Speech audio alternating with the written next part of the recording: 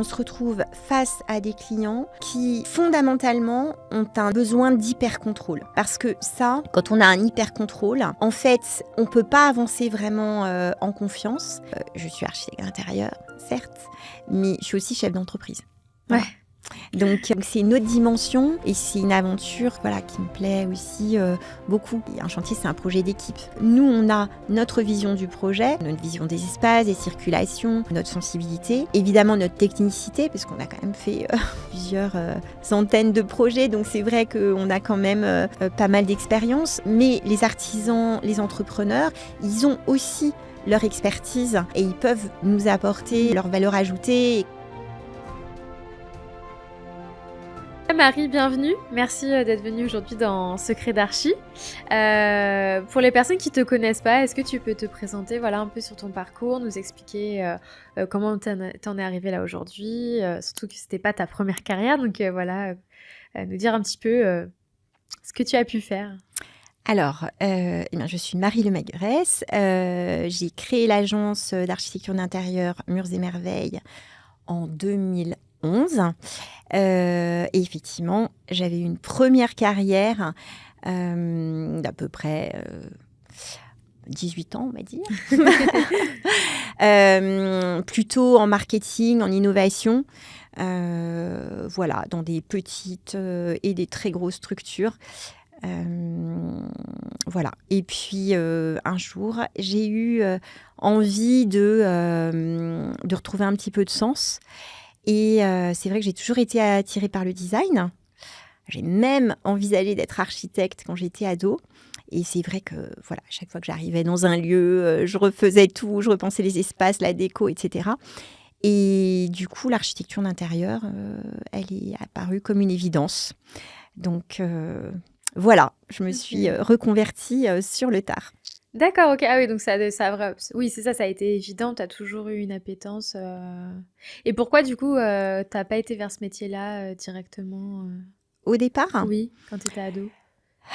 Quand j'étais ado, vraiment, j'ai failli le faire. Et en fait, j'ai rencontré un directeur marketing, le directeur marketing de Poulain à l'époque, qui m'avait vendu son métier. Je me suis dit, c'est génial, c'est exactement ce que je veux faire. C'est à la fois créatif, c'est rigoureux, c'est un métier de communication, c'est un peu comme un chef d'orchestre. Et donc, ça m'a paru aussi une belle option. Donc j'ai fait une prépa, une école de commerce. Et puis, je me suis quand même bien amusée pendant un petit moment quand même. Et donc, du coup, tu t'es reconvertie, tu as fait une formation ou pas ? Oui, j'ai fait une formation, alors courte, parce que je n'avais pas le temps vraiment de me reconvertir, on va dire. J'avais déjà 4 enfants à l'époque. J'en ai eu 5, un 5e à ce moment-là aussi. Donc l'idée, c'était de regarder si effectivement, de tenter le métier. Voilà, donc je me suis formée. Et puis en fait, pendant ma formation, je me suis dit non, mais c'est vraiment ça que je veux faire. Jamais je vais retourner en arrière, jamais je vais retourner en entreprise, c'est pas possible. Et donc, j'ai tout fait pour que ça marche. Et donc, du coup, tu as lancé ton agence directement après ta formation ou tu as fait des stages Directement. Non, j'ai pas fait de stage, je me suis lancée. Ok. Voilà, je me suis lancée. Alors, j'avais déjà quand même rénové 2 appartements, enfin, les miens. Donc, on va dire, je n'étais pas non plus sans expérience du tout, mais c'est vrai que je n'avais pas grand-chose. Et au départ, c'est mon réseau qui m'a fait confiance. Donc, j'ai commencé à faire un petit projet, puis 2, puis 3. Et en fait, très vite, les choses se sont mises en place. Et je suis passée sur des projets de plus grande envergure. Et du coup, ton premier projet, c'était quoi ? Ton premier vrai client, on va dire Mon premier vrai client. Alors, dans quel sens ? Parce que un client qui n'était pas une amie ou un client de quoi ? Oui, on va dire le premier qui ne venait pas de ton réseau, on va dire. Je réfléchis. Alors, le premier qui ne venait pas de mon réseau, enfin, qui était un réseau, mais assez indirect. C'était vraiment une petite mission, plutôt déco, plutôt couleur, pour une maison dans le 78. D'accord, ok. Et comment tu as eu ton premier projet de rénovation, du coup Le premier vrai projet de rénovation, c'est le bouche à oreille. Je pourrais même plus... Oui, c'était une amie d'amis. Voilà, au départ, c'était vraiment le bouche à oreille. D'accord. Et au niveau des projets que tu as pu faire, comment ils ont évolué par leur taille, le budget, voilà.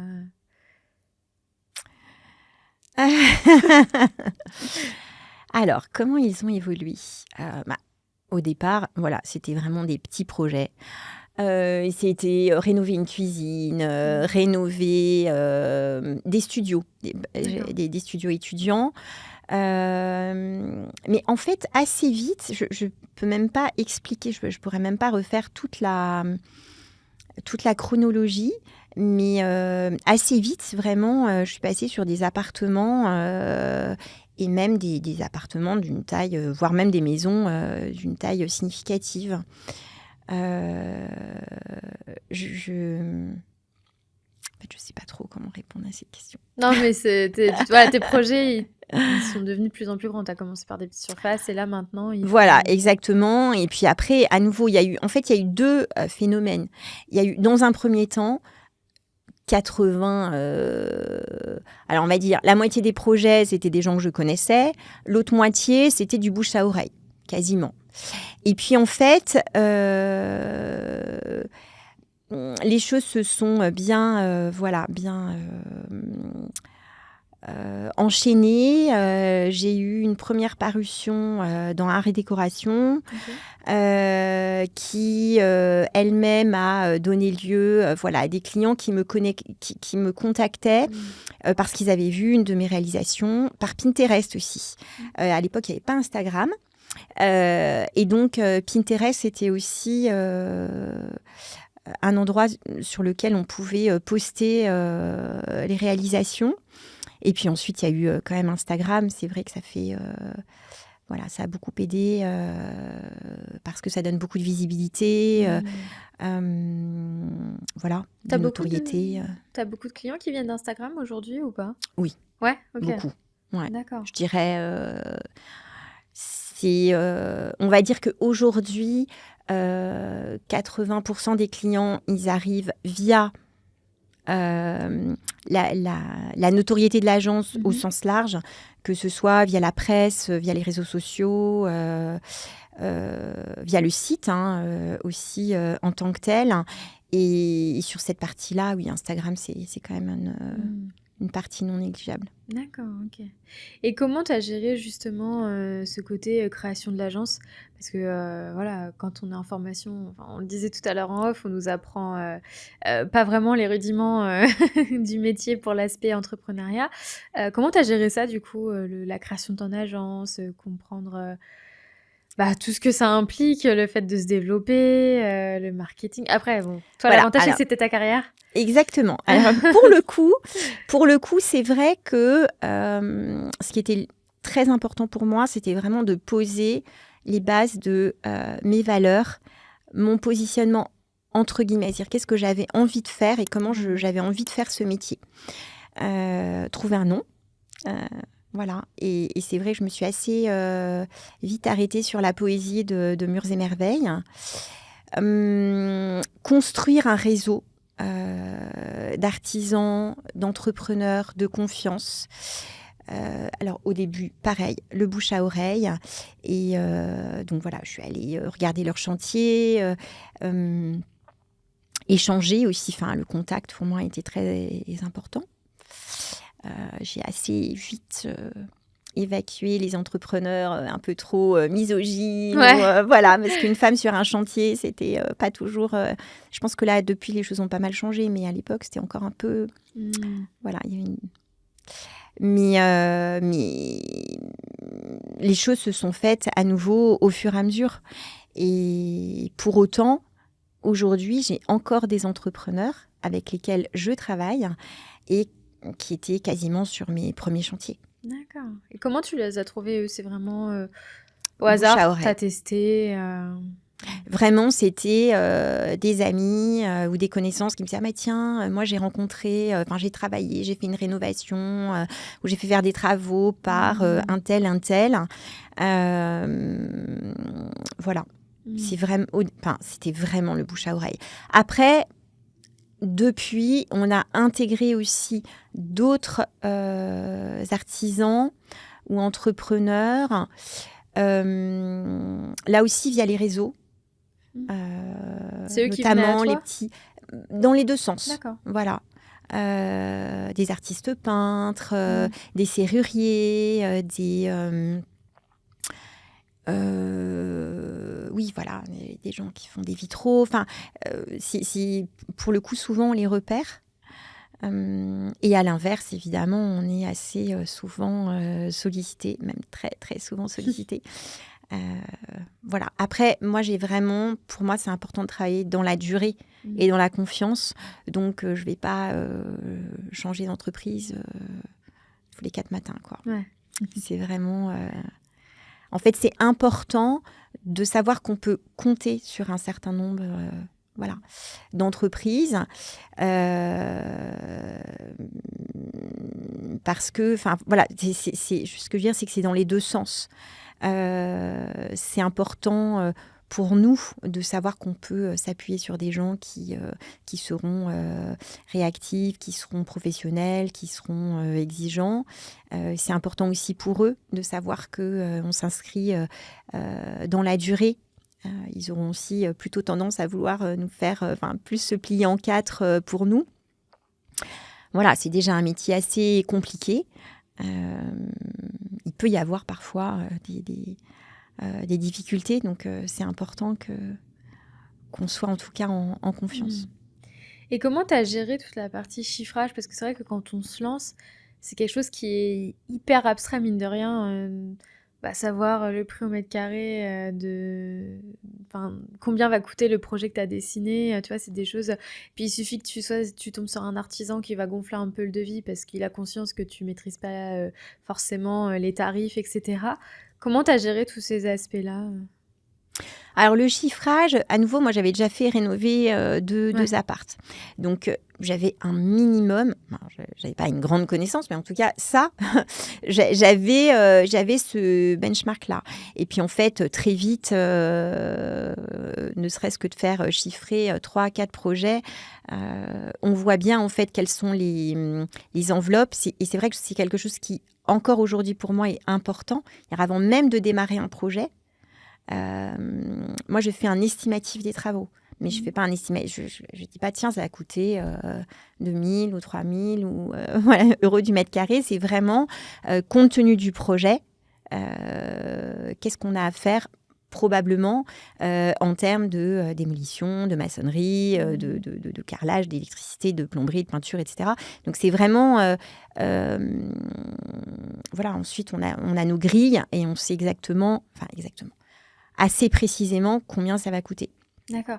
Même avant de travailler sur les finitions, les matériaux À nouveau, on a 2 approches. Il y a une approche en amont qui est quand même de savoir, on a une fourchette. Je ne vais pas être capable de dire exactement ça va coûter 200 000 euros. Mais par contre, compte tenu du projet, de la superficie de l'appartement, de ce que m'ont dit les clients, de déjà ce que j'imagine, ce que j'anticipe comme modification de cloison, en me disant, là, ils veulent 4 chambres. Donc, c'est vrai que une des pistes, ça pourrait être ça. Donc, évidemment, je ne suis pas en train de dessiner et de concevoir complètement le projet, mais je comprends à peu près l'ambition des clients. J'anticipe un certain nombre de changements et du coup, je vais vraiment préchiffrer les différents postes pour pouvoir dire, voilà, en fait, votre projet, on sera probablement dans cette fourchette-là.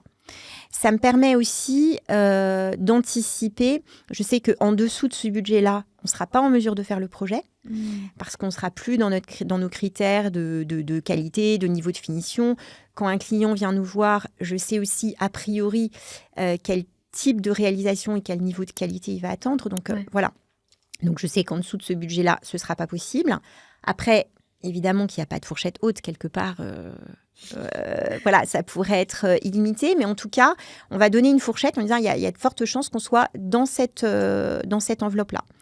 Et honnêtement, dans 99% des cas, on est vraiment dans cette fourchette. Après, parfois, le client peut changer d'avis aussi, peut changer le brief en cours de route, nous demander, voilà, a posteriori, finalement, je voudrais mettre la climatisation, ou je voudrais changer les fenêtres, ou voilà, des choses qui n'étaient pas effectivement prévues. Là, évidemment, on va pouvoir changer. Ou alors avoir un coup de cœur absolu sur, je ne sais pas, un plan de travail extraordinaire qui va être assez coûteux. Évidemment, on peut aussi avoir des petits... des coups de cœur qui vont faire que ça peut éventuellement être un peu en dehors de cette fourchette, mais normalement, on est dedans. Et après, une fois qu'on a fait le projet et qu'on fait le chiffrage, là, on peut aussi avoir des arbitrages. On sait, une fois qu'on a fait le chiffrage, on est peut-être un peu au-dessus sur, je ne sais pas, les agencements. Qu'est-ce qu'on peut faire ? Est-ce qu'il y a des choses auxquelles on peut renoncer ? Ou est-ce qu'il y a d'autres travaux qu'on peut peut-être simplifier pour essayer de respecter l'enveloppe ? D'accord. Est-ce quelque chose que tu as appris en fait au fur et à mesure aussi de l'expérience, à force d'avoir des devis Mais au tout début, du coup, tu benchmarkais plusieurs entrepreneurs entre eux pour avoir une idée à peu près. Ouais. Au début, je faisais toujours faire 3 chiffrages. Ok. Maintenant, j'en fais plus que 2 parce que je les connais par cœur et que je sais très bien combien ils vont, à peu près combien ils vont chiffrer. Après, je trouve que c'est bien d'en garder 2 parce que ça permet aussi d'anticiper peut-être une compréhension un peu différente par 2 entreprises.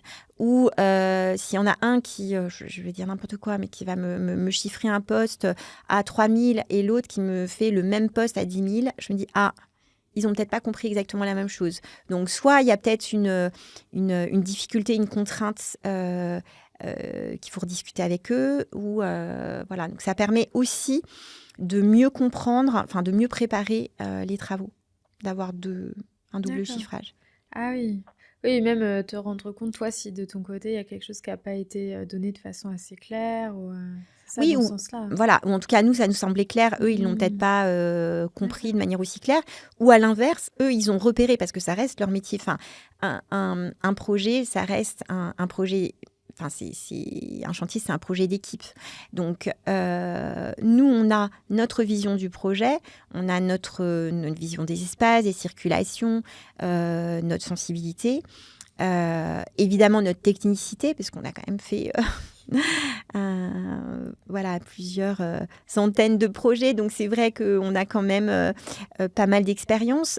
Mais les artisans, les entrepreneurs, ils ont aussi leur expertise et ils peuvent nous apporter leur valeur ajoutée. Et quand on a sur un chantier des contraintes, des difficultés techniques, c'est aussi souvent à plusieurs qu'on arrive à trouver la meilleure solution pour à la fois respecter notre intention et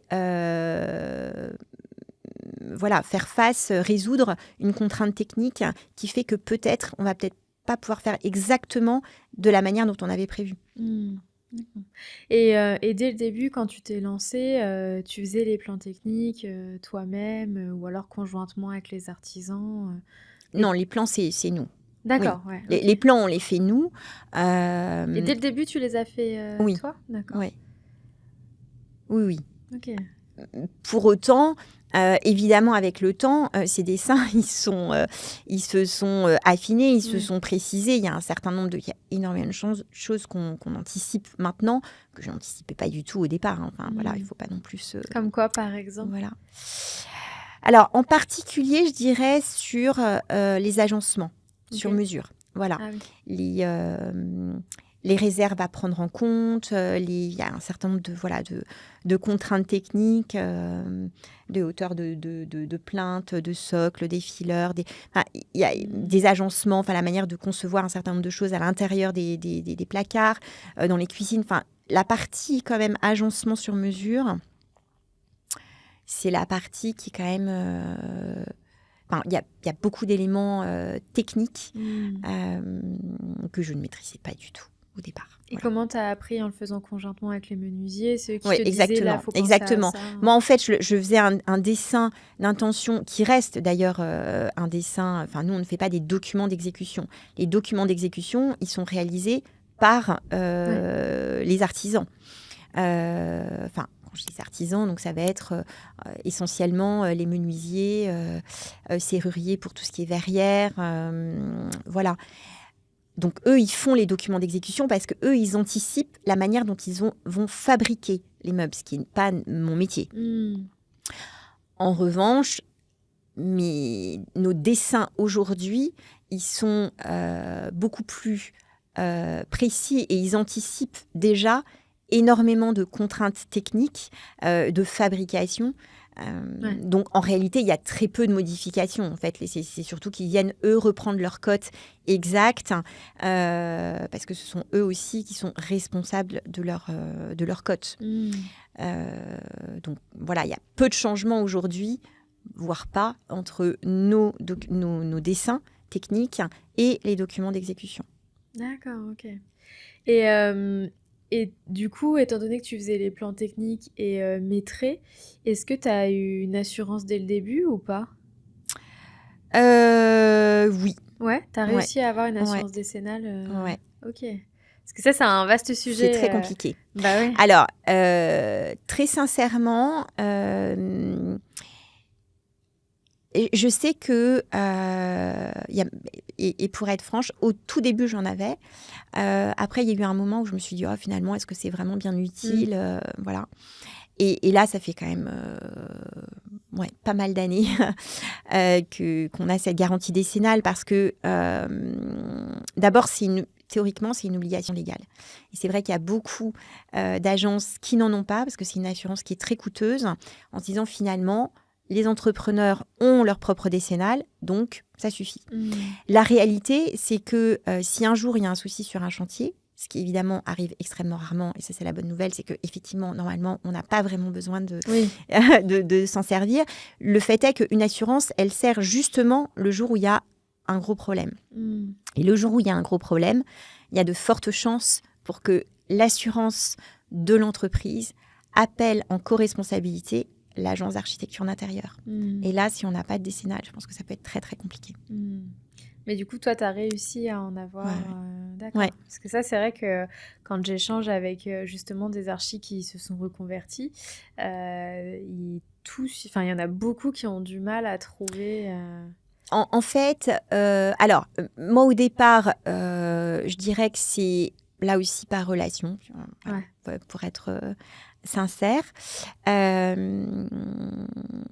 Après, au bout d'un certain nombre d'années, c'est aussi l'expérience. C'est-à-dire que là, c'est d'avoir dit, voilà, j'ai déjà fait 20 projets, 30 projets, donner la typologie, les budgets. Enfin, en fait, donner suffisamment d'éléments pour rassurer l'assureur. Voilà, ils font à ce moment-là plus... on a acquis quelque part notre crédibilité à travers les projets déjà réalisés. Mais c'est vrai que quand quelqu'un qui se reconvertit, c'est vrai que ça peut être une vraie difficulté. Oui, puis parce qu'en plus, ce truc de l'expérience, il y a certains assureurs aussi parfois qui refusent quand tu as des premières expériences, enfin des premiers chantiers qui datent de moins de 10 ans du coup, ils refusent de t'assurer parce que si tu prends la garantie, et ben en fait ça court au moment où tu vas la prendre, mais en fait ils ne savent pas ce que tu as fait comme projet avant, tu vois. Oui, alors le donc, avant, coup, non, ils ne sont pas couverts. Il y a des assureurs qui ont répondu ça à certains archis. Mais non, parce que en fait, il t'assure à partir d'une certaine date. Donc non, ils vont pas prendre la responsabilité de projets que tu as fait il y a 10 ans, alors que. C'est vrai, je suis d'accord. Sur le moment, tu te dis, c'est pas trop censé, mais en tout cas, il y a des archis qui ont été refusés parce que justement, l'assureur, elle disait, non. Ça fait 5 ans que tu exerces sans assurance. Si demain, il y a un problème, je veux pas payer pour les chantiers, tu vois.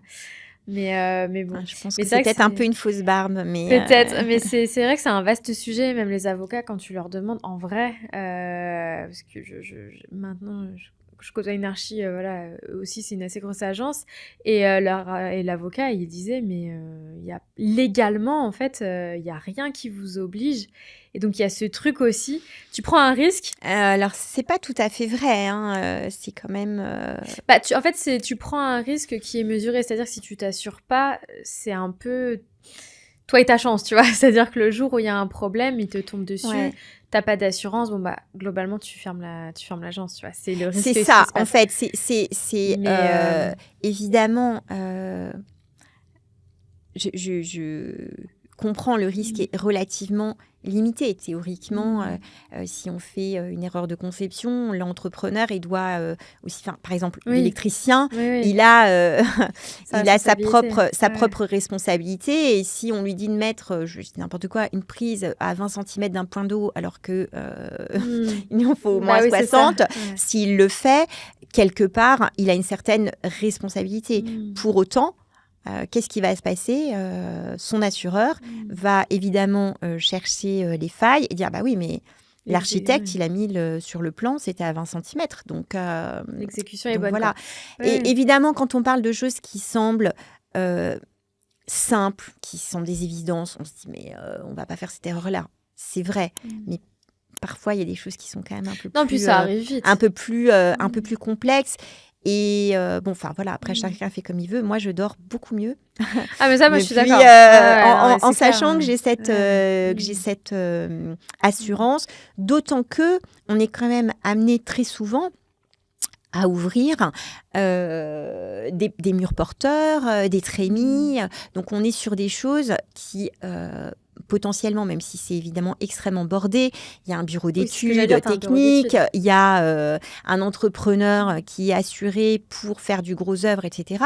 Pour autant, même s'il est infime, il y a un risque qui existe. Donc voilà, à un moment donné, je trouve que c'est prendre beaucoup de risques et que le jeu n'en vaut pas la chandelle. Mais...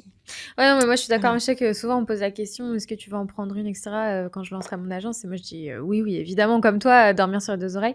Mais c'est vrai que quand tu demandes à des juristes, en fait, eux, ils savent pas vraiment te répondre parce qu'ils te disent, en fait, légalement, il y a rien qui vous oblige. Là où les HMO, eux, légalement, ils ont, administrativement parlant, ils doivent être tenus d'avoir des assurances, etc. Mais le métier d'architecte d'intérieur, je trouve que c'est un métier qui est quand même trop nouveau, et donc du coup il n'y a pas assez de règles qui t'imposent, et du coup ça te crée une sorte de flou juridique, je trouve, qui est compliqué. Mais là où je suis d'accord avec toi, maître d'œuvre. Tu es quand même maître d'œuvre. Ouais. Donc étant maître d'œuvre, tu es censé avoir ta garantie décennale. C'est-à-dire que le métier d'architecte d'intérieur en tant que tel n'est pas réglementé. En revanche, maître d'œuvre. Oui, c'est ça.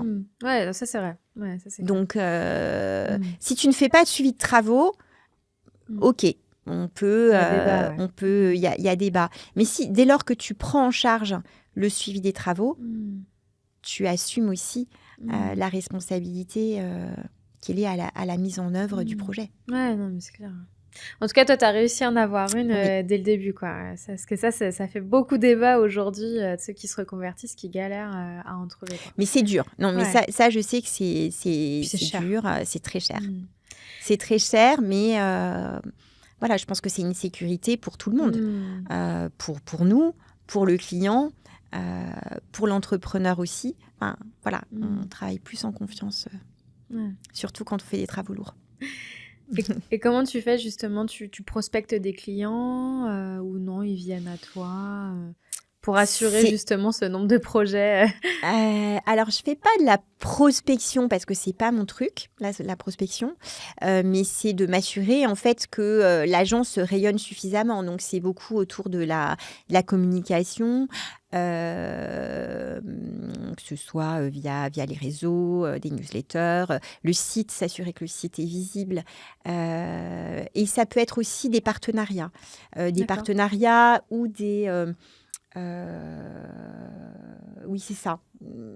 On a eu aussi des projets qui sont arrivés au départ par des agents immobiliers qui nous ont mis en contact. Et puis voilà, de fil en aiguille, les choses ça crée encore un nouveau réseau. Voilà. Après, je ne fais pas de la prospection à proprement parler. C'est-à-dire, je ne prends pas mon téléphone pour appeler voilà, les clients. Tu mets en place des actions qui te permettent d'avoir De générer en fait suffisamment d'appels pour, et de demandes pour identifier les projets et les clients avec lesquels on va travailler.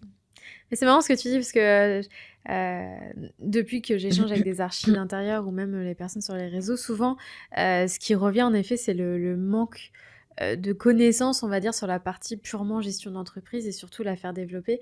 Et donc du coup j'ai sorti un guide gratuit et dedans j'ai mis la partie partenariat parce qu'en fait on n'y pense pas toujours, mais se dire qu'en effet les agents IMO c'est tout bête, mais s'ils sont partenaires, ils peuvent t'aider à avoir des clients plus facilement, en tout cas, que si tu n'es pas connu, quoi. Oui, après, ça peut être aussi les entreprises. Par exemple, nous, on travaille avec des entrepreneurs. À nouveau, on n'a pas 50 entrepreneurs. Vraiment, on les chouchoute. Voilà, ceux qui sont vraiment bien, on veut absolument les garder. Et puis, parfois, c'est eux qui nous font aussi rentrer sur des projets parce qu'ils peuvent avoir des appels de clients en direct de la même manière par le bouche à oreille. Sauf qu'ils disent, bah oui, mais moi, je veux bien rénover votre appartement, mais il me faut un plan, des matériaux. Enfin, voilà, j'ai besoin de quelqu'un aussi qui va vraiment faire la conception. Donc, les partenaires, quelque part, c'est au sens large. Ça peut être des fournisseurs, ça peut être en fait des professionnels avec lesquels, finalement, on peut avoir un intérêt commun qui est, au bout du compte, de faire un beau projet, parce qu'on a le même sens du service client, la même sensibilité, la même vision du métier. Et donc, voilà, c'est... Les choses c'est un échange, on va dire, de bons procédés, quoi. Ouais, voilà. Oui, non, mais complètement. Et c'est quoi la plus grosse difficulté, on va dire, à laquelle tu aies pu faire face depuis que tu t'es lancée comme ça à ton compte La plus grosse difficulté, dans quel sens ?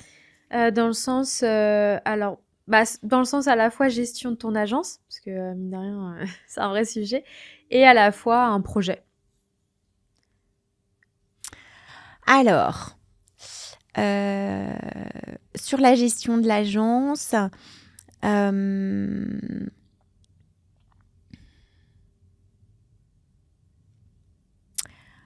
les plus grosses difficultés. On va dire qu'il y a eu quand même l'année du Covid qui n'a pas été si simple. Oui, mais finalement,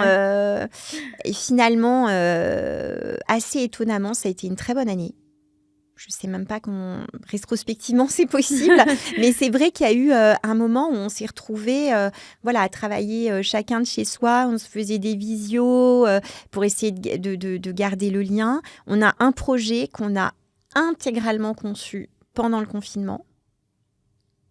Et on a démarré... Donc, en fait, on a signé le projet et fait la conception sans même rencontrer les clients. Ah ouais. Incroyable. Voilà, donc on va dire que ça nécessitait de repenser complètement notre mode de fonctionnement, nos outils. Donc, ça a été une difficulté, mais qui a été assez finalement dynamisante. Et à nouveau, c'était une très belle année. Mais même vous, parce que du coup, tu pouvais pas aller en showroom pour tester les matériaux. Non, oui, il fallait repenser complètement les choses, en fait. Donc, voilà. Après, on va pas se cacher le fait que le marché immobilier va pas extrêmement bien. Donc, ça commence à aller mieux. Mais l'année dernière, je pense que ça a été assez compliqué.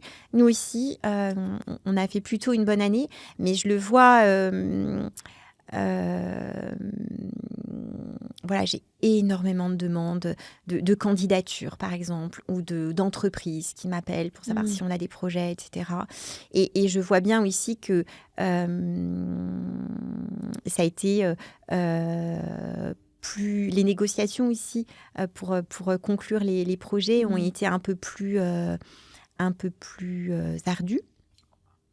Et c'est vrai que quand on a beaucoup de salariés, en fait, ça Ça met une pression, en fait, Bah ouais. une pression supplémentaire. Donc, c'est vrai qu'il y a beaucoup d'agences qui travaillent avec essentiellement des freelances. Euh, Moi, je préfère rester sur cette majeure de salariés. En revanche, on a eu le départ de deux archis pour des raisons perso. Une qui est partie s'installer à La Réunion. Enfin, voilà. Et du coup, on n'a pas complètement... on a un tout petit peu réduit la taille. En fait, on en a remplacé une des deux seulement. Et voilà, pour être aussi... pouvoir mieux choisir aussi nos projets. C'est-à-dire que la difficulté, c'est pas de se retrouver...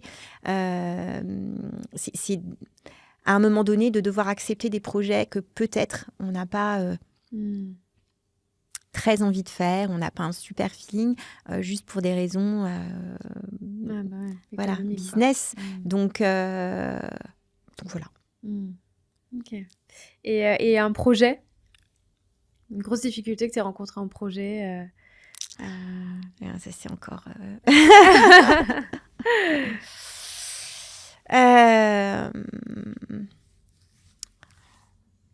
je vais pas le dire parce qu'après ils vont se reconnaître. Ah bon, tu penses? Après, il faut qu'ils regardent le podcast aussi. Ouais. Je dirais que ce qui est compliqué, c'est quand on se retrouve face à des clients qui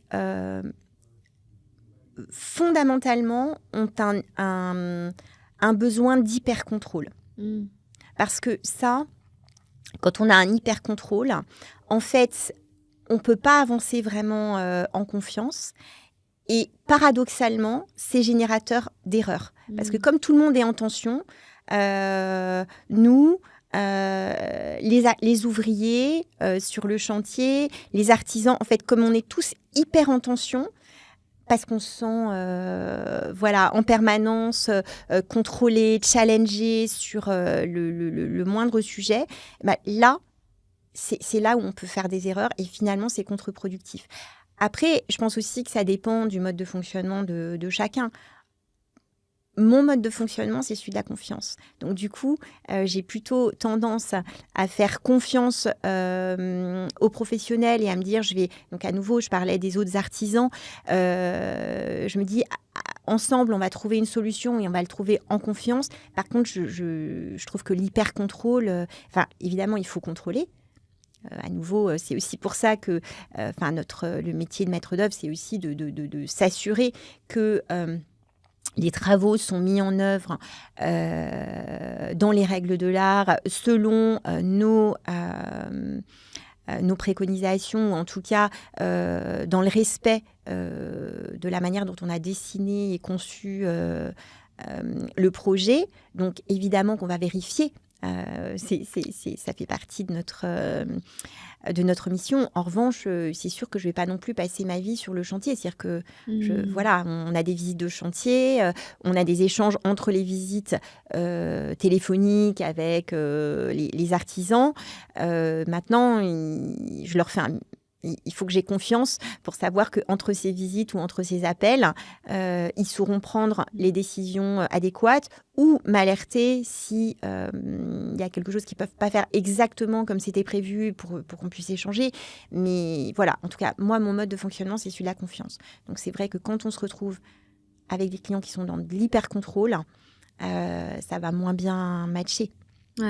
Ouais, c'est clair. Et donc, du coup, par rapport au chantier, à peu près, vous y êtes combien de fois? Une fois par semaine ou ça dépend du projet? Alors, on a le standard, c'est une fois par semaine. C'est-à-dire qu'on a une visite de chantier officielle par semaine qui est assez longue, dans lequel on fait vraiment le tour de tous les sujets et qui fait l'objet d'un compte-rendu qui est hyper détaillé.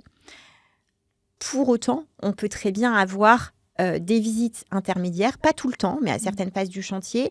Je vais donner un exemple. Ça peut être au moment, par exemple, où on a la prise de cote du menuisier. Donc là, on va venir on va faire notre visite de chantier, puis on va revenir une seconde fois pour être avec lui, l'accompagner dans sa prise de cote. Ça peut être au moment du démarrage de la pose du carrelage, par exemple, parce que le carreleur était peut-être pas là à la réunion en question, ou alors on a traité le sujet à ce moment-là, mais finalement on a un calpinage assez spécifique, et donc on va revenir pour s'assurer que tout a été bien compris. Voilà, ça peut être sur les fins de chantier, évidemment, les visites, elles s'accélèrent. Puisque on sait qu'on a notre échéance. Donc, il y a peut-être besoin de visites intermédiaires, plus ponctuelles, plus rapides, mais qui s'assurent que, au niveau des finitions, les choses se déroulent comme on l'avait prévu. Voilà. D'accord. Et du coup, aujourd'hui, vous avez combien de projets à peu près en simultané, après à des phases différentes, mais Je dirais qu'on en a, selon les périodes, entre 10 et 12 peut-être. Ok. Ah oui, et là où toi tu étais toute seule, t'en avais 6, c'est ça? Oui, après, c'était pas la même ampleur. C'est-à-dire Ouais. que quand on est sur un projet, quand on est, je sais pas, sur un appartement en réno total, haussmannien, 200 mètres carrés, on a un chantier qui va durer beaucoup plus longtemps que si on rénove une cuisine. On a une phase de conception qui est aussi beaucoup plus longue.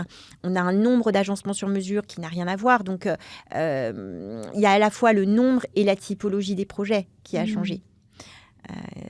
Voilà, à nouveau, si on est sur des projets avec des ouvertures de porteurs, des créations d'escaliers, etc., le temps de conception et le temps de suivi de travaux, voilà, ça n'a rien à voir. Ouais. Et le fait de te structurer, du coup, justement, ça t'a permis de faire de plus en plus de sur-mesure Oui, d'apporter de plus en plus d'attention aux détails, d'expérimenter des solutions techniques plus pointues, d'utiliser des matériaux différents, ou plus innovants, ou plus qualitatifs, ou de faire intervenir aussi plus de corps de métier différents sur un chantier. Là, on vient d'en terminer un. Je crois qu'en tout, on avait plus de 10 intervenants différents. C'est-à-dire qu'on avait l'entreprise générale, mais on avait aussi un peintre décorateur. Ok, oui. On avait un menuisier, on a quelqu'un qui a fait des vitraux. On a eu quelqu'un qui a fait du tas de lacs. Enfin, vraiment, on a eu... il y avait plus d'une dizaine d'intervenants différents. Donc là, évidemment, on n'est plus sur la même complexité de projet et on a besoin de plus de temps pour le gérer. Comment tu fais dans le quotidien, du coup, pour faire rayonner ton agence, comme tu disais? Donc, tu as les partenariats, les réseaux, mais du coup, vraiment concrètement, comment tu fais pour te faire connaître de plus en plus C'est bouche à oreille surtout, ou non, vraiment une stratégie d'agence derrière Oui, et à nouveau, c'est la visibilité dans la presse, sur les salons, sur les réseaux sociaux. On a des newsletters. Pour des clients, du coup? Vous envoyez les newsletters à des Ouais. clients? Ah, ok. Enfin, avec des clients. En fait, des clients, des gens qui sont abonnés, donc des gens qui nous connaissent. Mais c'est vrai que les newsletters, ça permet de garder une présence à l'esprit. Les clients, les gens qui reçoivent la newsletter, d'abord ne sont pas forcément sur Instagram. Parce qu'il y a des gens de tous horizons. Il y a des gens de mon réseau professionnel initial, des amis, des partenaires, des professionnels, des anciens clients. Voilà. Et le fait d'avoir comme ça... alors, on n'en fait pas très souvent, parce que je pense que on a tous nos boîtes mail qui sont inondées déjà de newsletters. Donc, quand on fait une newsletter, en général, c'est qu'on a quelque chose à dire. Donc, on va le faire au moment où on a des parutions, où on a un événement important. Quand on a créé ouvert nos propres locaux, par exemple. Bon, voilà, on va le faire régulièrement. Je dirais que entre 4 et 6 fois par an. Mais ça permet de garder la présence à l'esprit. Il peut y avoir LinkedIn, il peut y avoir même des salons professionnels, le fait de rencontrer de nouveaux fournisseurs, de nouveaux partenaires. C'est une espèce d'alchimie, en fait, qui fait que le nom de l'agence circule, est connu. On a aussi, chaque agence a aussi ses spécificités. Dans sa sensibilité, dans sa vision des espaces, dans son mode de fonctionnement, dans ses valeurs. Donc, voilà, c'est important de communiquer en tout cas sur qui on est et ce dont on a envie. Ok. Très bien. Bah écoute, en tout cas, est-ce que tu as un gros conseil à donner du coup aux personnes qui nous écoutent, soit qui sont déjà dans le métier ou alors qui s'y intéressent de près ou de loin? Voilà, ça serait quoi ton gros conseil? Alors, mon gros conseil, je dirais que si c'est une passion, vraiment, il faut y aller. En revanche, il faut quand même se préparer à ce métier qui est quand même un métier à la fois hyper enthousiasmant, passionnant, on se renouvelle tout le temps, etc. Chaque projet, il est unique. Enfin, franchement, chaque démarrage de projet, c'est une nouvelle aventure. C'est hyper stimulant. Maintenant, c'est un métier sur lequel on a aussi beaucoup de pression. La pression des délais, la pression du budget, la pression de la qualité. Il faut toujours faire de plus en plus dans un délai de plus en plus serré. Voilà. Et si on est en reconversion, c'est de se préparer au métier de chef d'entreprise. Parce que concrètement, quand on se reconvertit, c'est quand même assez difficile d'intégrer une agence existante parce qu'on se retrouve en compétition finalement avec des gens qui ont des jeunes qui ont fait 5 ans au moins d'études, voire plus. Donc c'est sûr que sur la maîtrise des outils, forcément, ils vont aller plus vite. Donc ils auront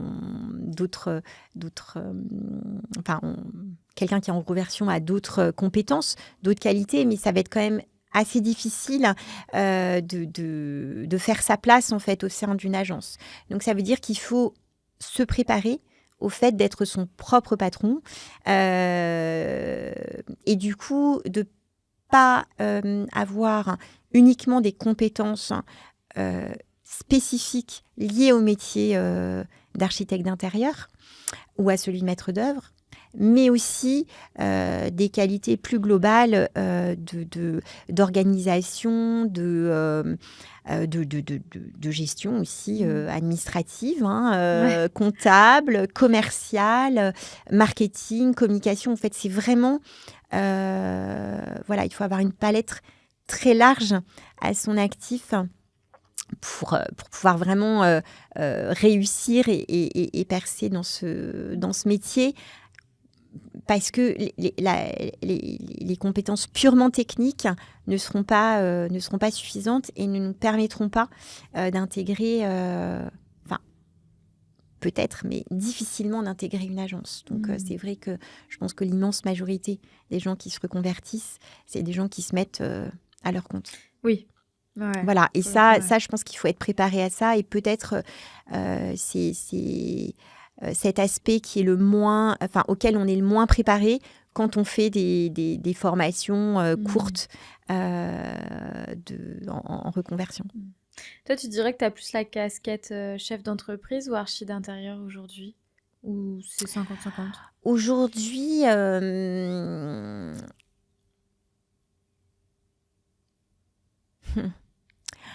je dirais que j'ai sûrement plus une casquette de chef d'entreprise parce qu'en fait, il faut gérer effectivement toute l'équipe. Pour autant, et que je vais moins directement gérer des projets. Voilà, généralement, je n'en gère plus en direct à 100%. Alors, il y en a certains que je gère, des très gros projets que je vais gérer en direct, mais on va dire que c'est pas mon job aujourd'hui de gérer en direct des projets. En revanche, la vision des espaces, la vision du métier, la sensibilité, elle reste évidemment très, très importante. Donc, je dirais que c'est plus une casquette de direction artistique et technique que j'apporte aussi aux équipes. Voilà, même si à nouveau, j'ai toujours quand même... voilà, c'est vrai que j'ai souvent un projet que j'ai en direct, dont je fais vraiment le suivi de chantier, la conception avec d'autres personnes. Enfin, voilà, en binôme avec quelqu'un dans l'agence sur la partie conception, parce que j'ai pas le temps de faire tous les tous les plans, tous les donc voilà. Donc et ça te manque pas trop d'être sur tous les projets Alors, le gros avantage, c'est que j'ai quand même une vue justement sur tous les projets. C'est-à-dire que justement, on a quand même des réunions de préparation, d'échange sur chacun des projets. Donc, il y a quand même un vrai apport. La grosse différence, c'est que effectivement, c'est très rare que je dessine aujourd'hui quelque chose. Voilà. J'ai plus le temps de vraiment dessiner. En revanche, on garde ce côté de co-conception avec l'équipe. Donc,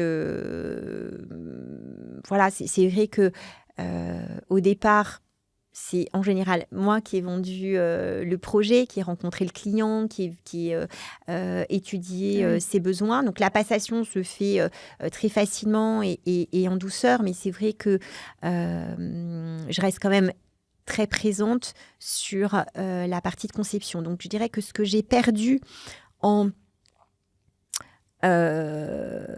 détail de conception, c'est-à-dire que je ne suis plus dans tous les détails à tout dessiner moi-même, je l'ai gagné en diversité parce que pour le coup, on gère plus de projets, donc je vois plus de projets, des projets plus complexes, plus intéressants, plus voilà, qui nous amène aussi beaucoup d'innovation. Enfin, donc je l'ai gagné en diversité, ce que j'ai perdu on va dire en précision, gagner en diversité. Ok, c'est intéressant. Ok. En tout cas, Marie, merci pour ton temps, pour ton partage d'expérience et tes conseils. C'est hyper enrichissant tout ce que tu as pu nous dire. Pardon. Si jamais on veut te retrouver, où est-ce que c'est ? Alors, me retrouver. Alors, sur Instagram, Murs et Merveilles. Ou sur Google, notre site, mursetmerveilles.fr. Super. LinkedIn, vous avez aussi ? LinkedIn, on a, oui. Okay.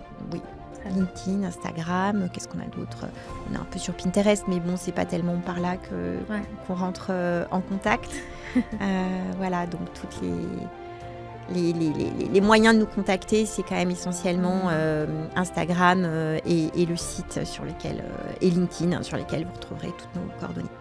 Ok, super. Merci beaucoup. De toute façon, à toi. Tu seras identifié en description, donc il y aura tous les liens pour te retrouver. Ok. Et puis on se dit à très bientôt pour un nouvel épisode.